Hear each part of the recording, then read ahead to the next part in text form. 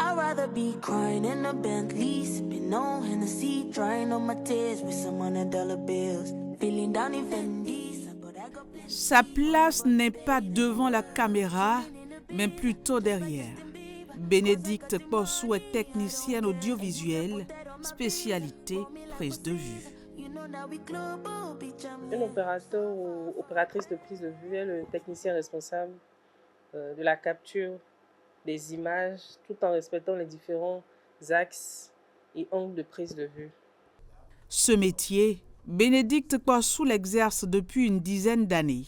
Mais pour connaître l'origine de sa passion pour la caméra, il faut remonter à l'époque où elle était encore élève. Après mon bac, j'ai dit à mon père que j'allais faire une école d'audiovisuel. Bon, le monsieur n'était pas d'accord avec moi. Et finalement, il a accepté. Parce que j'ai été claire. Soit tu fais le journalisme, soit tu restes à la maison, je ne fais plus rien. Mais vraiment, j'ai commencé le journalisme, j'ai fait une année. Mais je ne me retrouvais pas en fait. J'ai débranché du journalisme, je suis allée au montage. Ce n'était pas vraiment ce que je voulais en fait. Donc finalement, un camarade de classe m'a conseillé d'aller faire la caméra pour voir. Là, je me suis rendu compte que c'était vraiment là où je dois être en fait. Elle s'est elle aussi heurtée au refus de ses parents.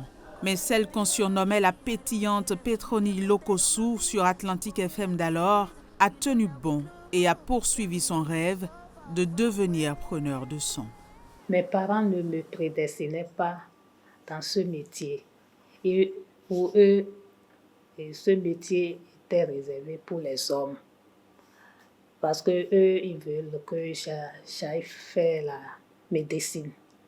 Mais pour moi, c'est un métier de rêve. Donc, je les ai convaincus. Caméra 2. Dans les coulisses d'une télévision, nous assistons en direct à la réalisation d'une émission. Aux commandes, Christelle Sagboran.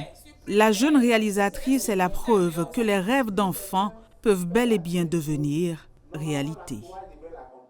Depuis toute petite, je suis passionnée de tout ce qui est bling bling bling. Et comme cadeau de Noël, je ne me rappelle plus l'année, maman m'avait offert une caméra pour jouer. Donc, il y avait des pellicules qui passaient dans la caméra. Donc, par curiosité avec mon petit frère, on a cassé la caméra pour voir comment ça donne les photos. Donc, on a dû détruire le jouet. Et quand j'allais aux invitations, j'accompagnais maman ou bien à l'église, ou bien papa aussi pour aller aux invitations. Tout le monde est assidu.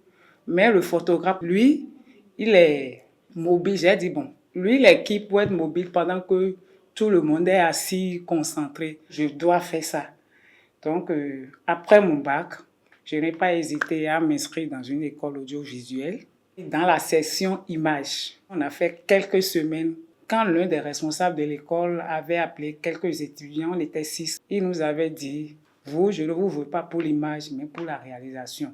Pourquoi? On n'a pas eu la réponse. 3 femmes, 3 histoires, mais une passion commune. L'amour pour les métiers de l'audiovisuel. Invisibles, mais indispensables, elles agissent, ajustent et peaufinent, telles des Amazones des médias, dans l'ombre.